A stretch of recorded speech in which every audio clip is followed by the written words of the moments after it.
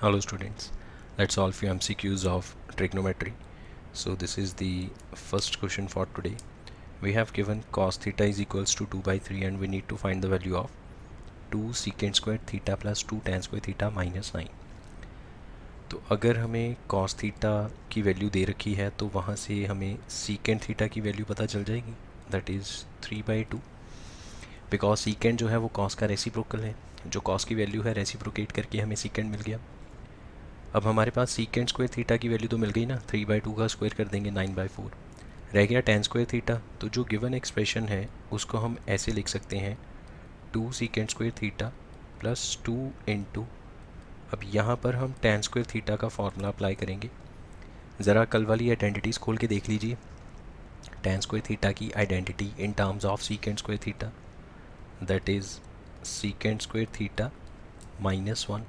ठीक है, so this will become 2 secant square theta plus यहाँ से भी 2 secant square theta -2 -9, तो टोटल बन गया 4 secant square theta -11. और secant theta की वैल्यू 3/2. अब क्योंकि secant के ऊपर स्क्वायर है तो जो उसकी वैल्यू है उस पर भी स्क्वायर हो जाएगा, -11. यहाँ से you will gate 2 into 9/4, sorry यहाँ पे 2 नहीं आएगा, यहाँ पे 4 आएगा. 4 इंटू 9/4 -11, 4 और 4 को कैंसिल किया, 9 में से 11 को माइनस किया, तो -2 is the correct option, right. Then next come to the second question. We have given x cos a is equals to 8 and 15 cosec a is equals to 8 sec a. We need to find the value of x. तो second का solution देख लेते हैं. यहाँ पे हमें cos a की value मिल जाएगी यहाँ से 8/x. ठीक है, फर्स्ट कंडीशन को यूज़ किया तो यहाँ से हमें cos a की वैल्यू मिलेगी 8/x. cos a अगर 8/x है तो ऑफ कोर्स जो secant a है वो इसका रेसिप्रोकल होगा. अब जो सेकंड कंडीशन है 15 cosec a is equals to 8 इंटू sec a, तो sec a की वैल्यू cos का रेसिप्रोकल, दैट मीन्स x/8. यहाँ से ये कट कर दिया तो हमारे पास cos कोसिकेंट a की वैल्यू मिल जाएगी. यहाँ से cosecant a is equals to x/15. ठीक है, कोसिकेंट a x/15 और cos a 8/x. अब अगर हम cos का फॉर्मूला याद करें तो cos का फॉर्मूला है बेस ओवर हाइपोटेन्यूज और कोसिकेंट का फॉर्मूला है हाइपोटेन्यूज ओवर परपेंडिकुलर.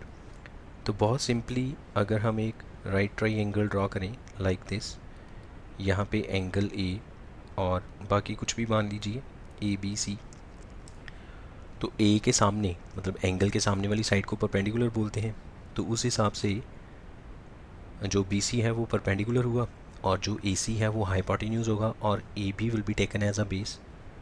तो बहुत क्रूडली मतलब लेमैन लैंग्वेज में हम सीधा सीधा ये कह सकते हैं कि बेस के सामने 8 है तो बेस की वैल्यू 8. हाइपोटेन्यूज के सामने x, चाहे आप cos से देख लीजिए चाहे कोसिकेंट से देख लीजिए, तो हाइपोटेन्यूज की वैल्यू x और बाकी बचता है p, तो यहाँ से p की वैल्यू 15. अब हमें तो x चाहिए फाइनली.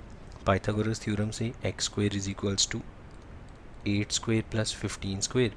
अब ये तो पाइथागोरस ट्रिपलेट है, 8 और 15 का हाइपोटेन्यूज हमेशा 17. सॉल्व करके देख लो, you will get C as a correct option. ठीक है, next come to this third question.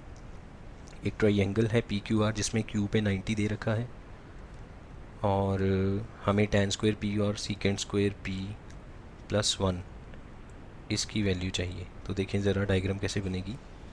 Angle Q पे है 90, तो यहाँ पे हमने 90 ड्रॉ किया.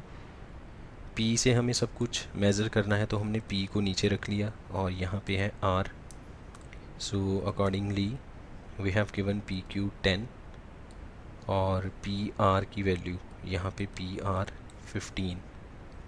ठीक है, और एंगल P से हम सारी ऑब्जर्वेशंस करेंगे एंगल P से. तो यहाँ से तो बहुत सिंपली आप सीकेंट P फाइंड आउट कर सकते हैं. सीकेंट के साथ एक एंगल लिखना ज़रूरी है, and in this case angle is P. आप देख सकते हो जहाँ पे लिखा है then find the value of tan square P plus secant square P. तो जो आपने रेशियो फाइंड आउट करनी है उसके साथ एक एंगल लिखना ज़रूरी है, तो सीकेंट के साथ पी लिखा। सीकेंट का फॉर्मूला हाइपोटेन्यूज ओवर बेस। अच्छा, हाइपोटेन्यूज तो फिक्स है, जो 90 के सामने है दैट इज़ 15, और बेस क्या है, जिस एंगल से आप ऑब्ज़र्व करोगे ट्राइंगल को, या आप ये कह सकते हो कि ट्रिग्नोमेट्रिक रेशियो के साथ जो एंगल लिखा हुआ है उसके सामने वाली साइड परपेंडिकुलर है और साथ वाली साइड बेस है, तो इसमें बेस हुआ 10, 5 के टेबल से कट करेंगे तो 3/2। ये हमें सीकेंट पी की वैल्यू मिल गई। इसी तरह से अब हम tan स्क्वायर पी को कन्वर्ट कर सकते हैं। Now we need to find the value of this expression, tan square P plus secant square P plus 1। तो tan स्क्वायर पी को लिख सकते हैं सीकेंट स्क्वायर पी माइनस 1, ठीक है ना। tan स्क्वायर पी को हमने लिखा सीकेंट स्क्वायर पी माइनस 1। एक बार देखें ज़रा, ये डायग्राम ठीक है, पी आर की वैल्यू 15 ये भी ठीक है, पी क्यू की वैल्यू 10 ये भी ठीक है, और क्यू पे 90 बना दिया 90 के सामने, हाँ ठीक है बिल्कुल, प्लस सीकेंट स्क्वायर पी और प्लस 1। तो यहाँ से +1 और -1 कट गया, तो 2 सीकेंट स्क्वायर पी। अल्टीमेटली हमें जो वैल्यू मिली that is 2 secant square P. अब सीकेंट पी तो हम ऑलरेडी फाइंड आउट कर चुके हैं 3/2, तो 2 इंटू 3/2 का स्क्वायर, बिकॉज सीकेंट के ऊपर स्क्वायर है तो 3/2 के ऊपर भी स्क्वायर आएगा, तो 3/2 का स्क्वायर हुआ 9/4।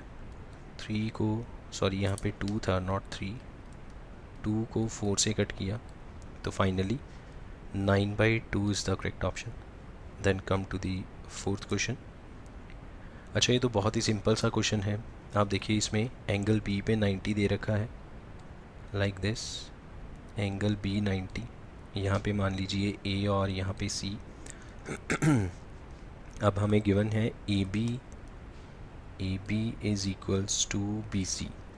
अब एक ट्राइंगल के अंदर अगर दो साइड्स इक्वल हो जाएं तो वो तो आइसोसेलेस ट्राइंगल है, और ऑपोजिट साइड्स के इक्वल साइड्स के ऑपोजिट एंगल भी इक्वल है, so that means angle C will be equals to angle A, ठीक है।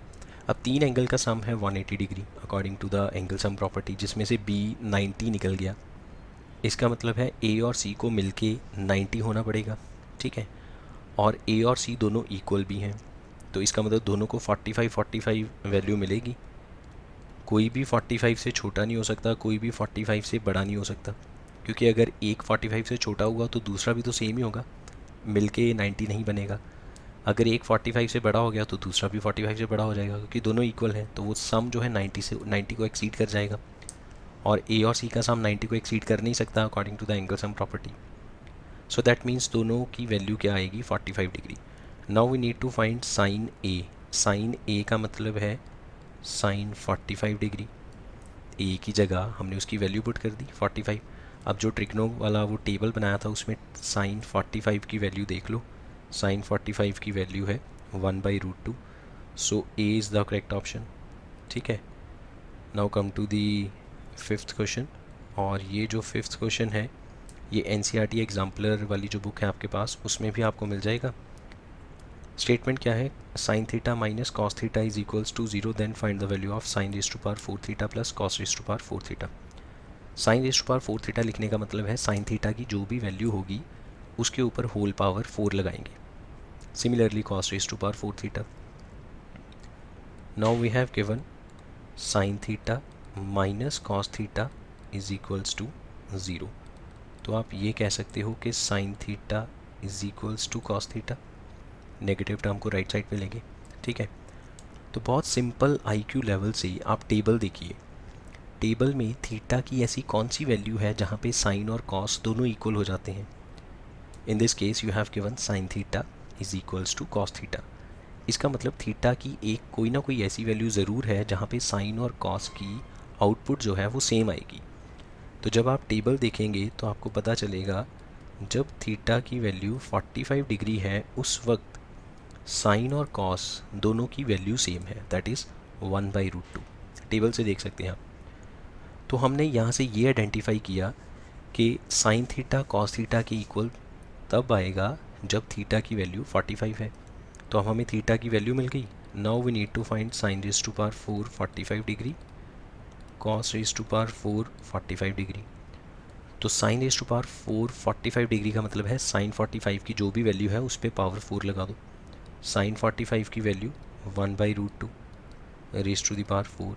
सिमिलरली इसमें भी 1/√2 रेज़ टू द पावर 4। अब 1/√2 रेज़ टू द पावर 4 ये तो 1 बन गया। 1 की पावर तो जो मर्जी लगाओ 1 रहेगा।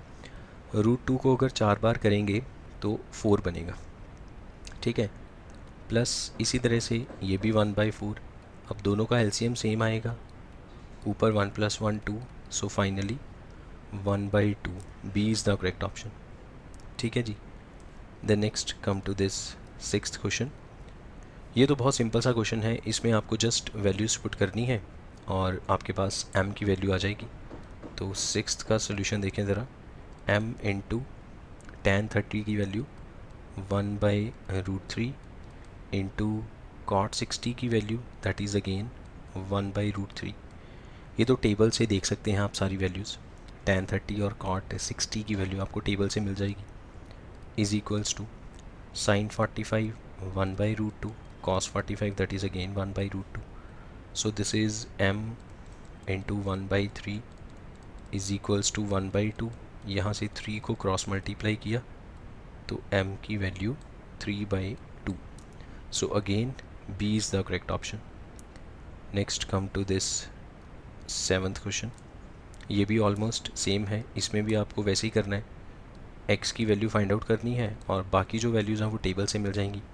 लाइक tan 45 इज़ 1, cos 60 की value 1/2, then sin 60 √3/2 into cot 60 that is again 1/√3। यहाँ से कट कर लेते हैं, √3 और √3 कट गया। So x into 1/2 is equals to 1/2। Over वाला 2 भी कैंसिल हो गया तो x की value 1। So A is the correct option, ठीक है। Next come to this 8th question, and this will be the last question for today. We have given cos A plus cos square A is equals to 1. We need to find sin square A plus sin raised to power 4A. So from the given expression you can say cos A is equals to 1 minus cos square A, और 1 minus cos square A किसके equal है? That is sin square A, ठीक है। 1 minus cos square ए वाला formula देख लीजिए, सबसे पहली आइडेंटिटी लिखवाई थी sine square A plus cos square A is equals to 1। वहाँ से हमने एक और आइडेंटिटी ड्राइव करी थी 1 minus cos square A is equals to sine square A. तो लेट अस से ये फर्स्ट इक्वेशन है। अब हम इस पर स्क्वायरिंग कर लेंगे। स्क्वायरिंग करोगे दोनों साइड्स पे SPS मतलब squaring both sides, you will get cos square A is equals to sine square का स्क्वायर करेंगे तो sign raise to power 4A, ठीक है। ये बन गई second equation, you can say. Now you are having 2 equations. आप इन दोनों इक्वेशंस को सिंपली ऐड कर लीजिए। 2 इक्वेशंस ऐड करने का मतलब है कि जो दोनों की लेफ़्ट साइड है वो अलग से ऐड हो जाएगी, राइट साइड अलग से ऐड हो जाएगी। So you will get cos A plus cos square A is equals to sine square A plus sine raise to power 4A। अब जो आपके पास एक्सप्रेशन बना उसकी लेफ़्ट साइड पे ध्यान दीजिए, that is cos A plus cos square A, और जो गिवन इक्वेशन है उस पे ध्यान दो, cos A plus cos square A that is equals to 1। इसका मतलब है cos A plus cos square A की जगह 1 लिखा जा सकता है, this is given in the statement. और बाकी आपके पास क्या आया, sine square A plus sine raise to power 4A। सो value of sin square A plus sin raised to power 4A is 1. So B is the correct option.